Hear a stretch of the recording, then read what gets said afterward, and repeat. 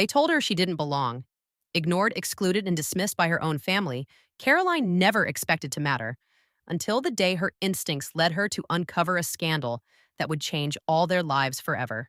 As the evening twilight draped over the grand halls of the Westbridge Museum, I stood near the entrance, my fingers lightly grazing the rim of my champagne glass. The exhibition, Bridging Eras, a dialogue between past and present, was finally open, and the praise was pouring in. It had taken me 3 years to bring this vision to life, and yet, amidst the murmurs of admiration, a familiar emptiness settled in my chest. Not a single call or message from my family. No words of acknowledgement from Eleanor, my younger sister, or my parents, James and Vivian Warren. I should have expected it. Eleanor was always the adored one, the golden child with a dazzling personality and a flair for charm.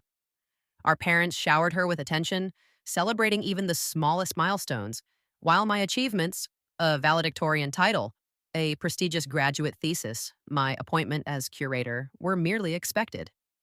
She's strong, she'll be fine, my mother used to say. And maybe I was. Maybe I had taught myself to thrive in solitude. But as I scrolled absent-mindedly through Sophia's Instagram later that night, my breath caught in my throat. A photo. A wedding. A grand event. Eleanor, radiant in a designer gown, standing beside her new husband, Jonathan Reed. The date, last Saturday, the day of my exhibition. My hands shook as I searched for more. My parents, smiling in their elegant attire, glasses raised in celebration. Every face in those pictures told the same story. One of joy, of togetherness, of a perfect day. A day I was never meant to be part of. I reached for my phone, dialing my mother's number. No answer. My father's. Nothing. Eleanor's? Straight to voicemail. The cold realization seeped into my bones. This wasn't a mistake. This was deliberate. They had chosen to exclude me. I stared at the screen, my reflection staring back at me through the darkened glass. The message was clear. I didn't belong. For days, I carried the weight of that betrayal, but by Wednesday, I'd had enough. I needed answers. I drove to my parents' home in Hampton Hill, the stately house unchanged, the pristine white facade belying the decay underneath. My mother answered the door, her expression flickering between surprise and irritation. "You should have called ahead," she muttered. I stepped inside. The first thing I saw was the massive wedding portrait hanging in the entryway. Eleanor and Jonathan, hands clasped before an altar, my parents beaming with pride, without me. "When were you going to tell me?" My voice was steady, but my fingers dug into my palms. My mother sighed, exchanging a glance with my father as he entered the room. "Honestly, Caroline, as a single woman, it didn't concern you," she said dismissively. The words sliced through me. "It would have been uncomfortable," she continued. "Everyone was bringing partners, and you're so focused on work. It just wouldn't have fit." My father nodded. "Your life hasn't changed, Caroline. You still have your museum, your career. This wasn't a big deal." I couldn't speak. The message was louder than any argument. My independence, my choices, my very existence. An inconvenience, an embarrassment. My mother waved her hand as if swatting away my pain. "We spent over $80,000 on that wedding, and it was perfect. Can't you just let this go?" I turned, stepping back into the cool night air, the light from the windows casting a glow on the family I'd been shut out of. Something inside me shifted. I had spent my entire life accepting the role they assigned me, but no more. I wasn't going to be the discarded one. Not this time. A week later, Eleanor showed up at my apartment, uninvited, carrying a sleek designer bag and an air of self-satisfaction. "Surprise!" she chirped, stepping inside before I could respond. She threw herself onto my sofa, flashing her diamond ring. "Married life is amazing, Caroline. Jonathan is everything I ever dreamed of." I handed her a cup of coffee, forcing a neutral expression. "Tell me about him," I said. "His family, his work." She sighed dramatically, swirling her spoon in the cup. "You sound like Dad. He's in finance, travels a lot, works hard. Last week he was in Wellington Grove, New Jersey on business." My pulse quickened. Wellington Grove. That was where Marcus, my investigator friend, had traced Jonathan Reed, or rather Michael Hayes, the name he was registered under in official records. I kept my expression calm, but by the time Eleanor left, I had all the confirmation I needed. 3 days later, Marcus delivered the final blow. Your gut was right, he said. Jonathan Reed doesn't exist. But Michael Hayes, he's been married for 10 years to a woman named Lauren, and they have an 8-year-old son. My blood turned to ice. I needed to see it for myself. That weekend, I drove to Wellington Grove to a quiet colonial-style house, a tricycle on the lawn, a woman stepping outside holding a little boy's hand. I followed them to the park, my heart pounding. Sitting beside her on a bench, I spoke carefully. That's a lovely child. She smiled. Thank you. Aiden turns 8 next month. I took a breath. I need to ask you about your husband, about Michael Hayes. Her smile faltered. Who are you? I told her. The moment she pulled up a picture on her phone, my stomach twisted. Jonathan Reed, Michael Hayes, the same man. Lauren's voice shook. We got married in 2014. He always said he had business trips. I trusted him. I showed her a wedding photo from Eleanor's Instagram. Her hands trembled.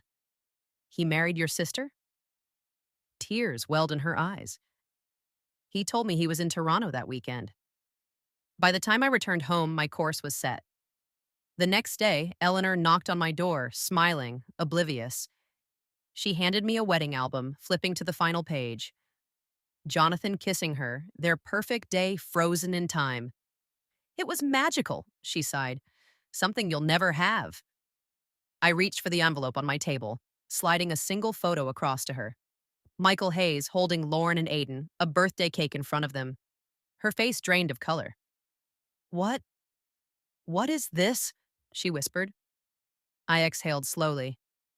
That's your husband. And his first family. Eleanor's hands trembled as she stared at the photograph, her breath shallow. This is fake, she stammered, shoving it back at me. Someone's trying to sabotage my marriage. But the doubt in her voice betrayed her. I leaned forward, my voice steady. It's real. I met Lauren. I spoke to her. She showed me their marriage certificate, their son's birth certificate. Your husband, Jonathan, Michael, whatever name he's using, has been living a double life for a decade. Eleanor's face twisted, her mind scrambling for a way out. She snatched her phone from the table and dialed him. Jonathan, she snapped the moment he picked up. Get over here, now. Her voice wavered, but it was filled with something new. Fear. 20 minutes later, the door swung open. Jonathan stepped in, his usual air of confidence missing. His gaze flickered between me and Eleanor, landing on the documents I had laid out. His mouth opened, but I didn't give him the chance. Michael Hayes, I said.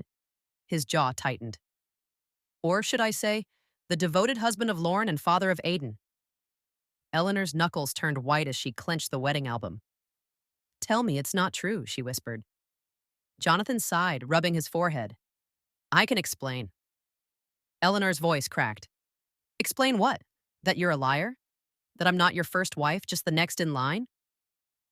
Jonathan's mask finally slipped. It wasn't supposed to happen like this. He turned to me, his expression dark. You just couldn't stand seeing your sister happy, could you? Eleanor flinched. I didn't. This has nothing to do with me, I said, my voice cutting through the air. This is about you being a fraud. He scoffed, shaking his head, but the panic in his eyes was unmistakable. And then, just like that, the illusion of the perfect marriage shattered.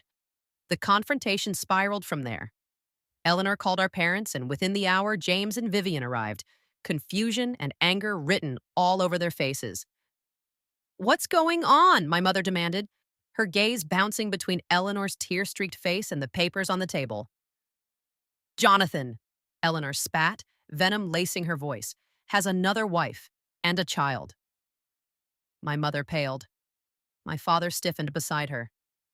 Jonathan, ever the performer, attempted one last act. This is all a misunderstanding, he said smoothly, forcing a chuckle. Lauren and I, We were practically over. I just hadn't had time to make it official.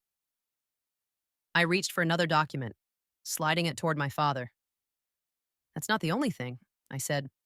Michael Hayes, your wonderful son in law, is also being investigated for real estate fraud. My father snatched up the report, his face growing redder with each word. My mother, still reeling, whispered, "We spent over $80,000 on this wedding." Jonathan let out a dry laugh. "And I didn't ask you to." That was the final blow. My father slammed his fist against the table. "Get out!" he growled. Jonathan hesitated. "Now!" my father roared.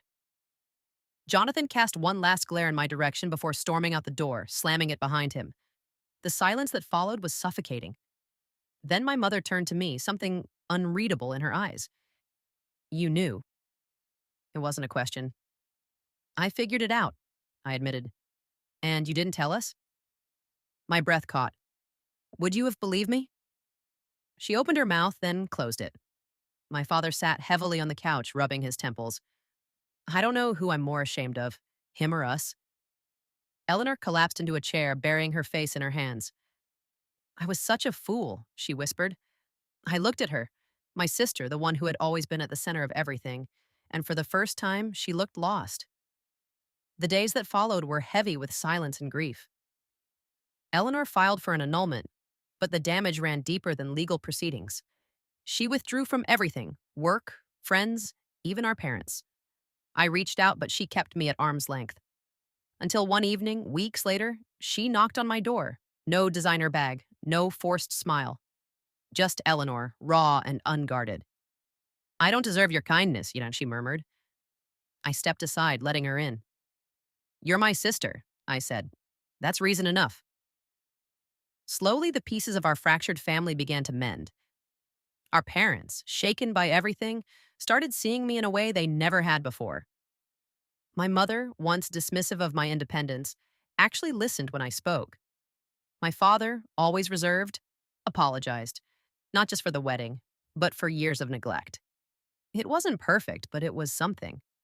Eleanor sought therapy, and in a twist none of us expected, she and Lauren formed a quiet friendship.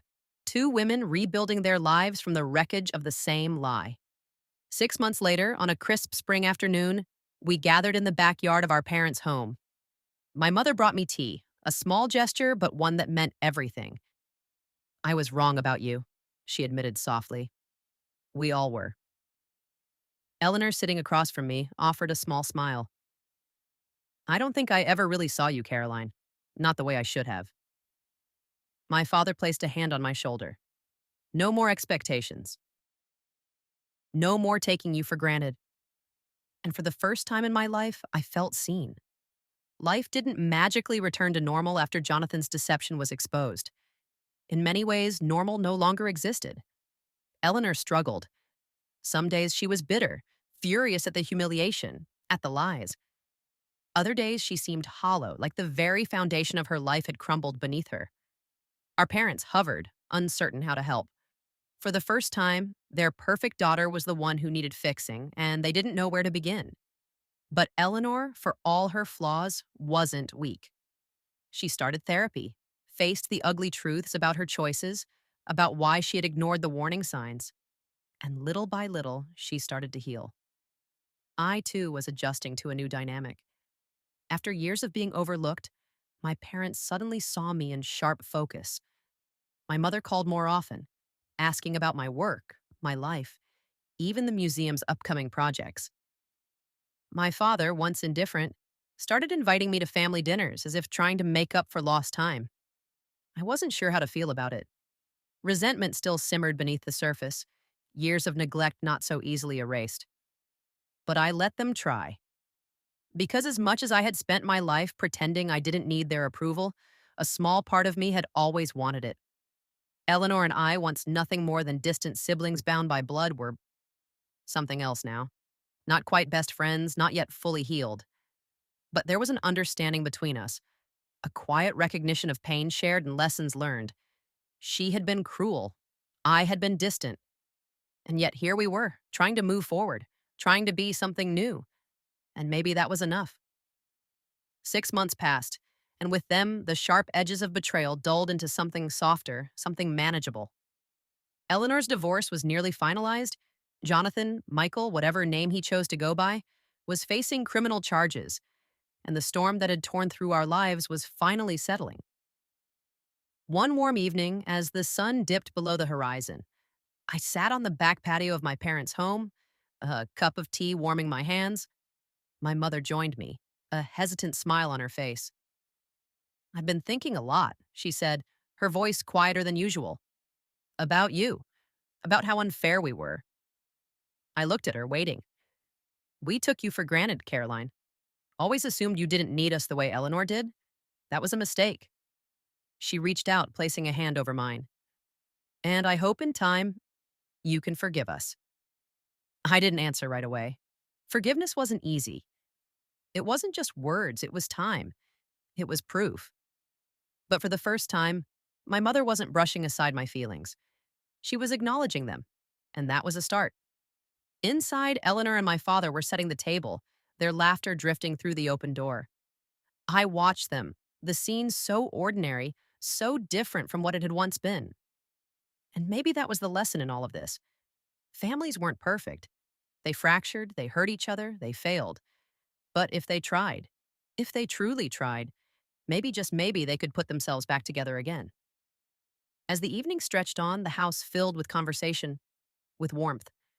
And for the first time in years, I felt like I belonged. In the end, Caroline's journey wasn't just about uncovering her sister's betrayal. It was about reclaiming her place in a family that had long overlooked her. Through pain, she found clarity. Through loss, she found strength. And through the unraveling of lies, she found something she never expected: the possibility of healing. Family isn't about perfection.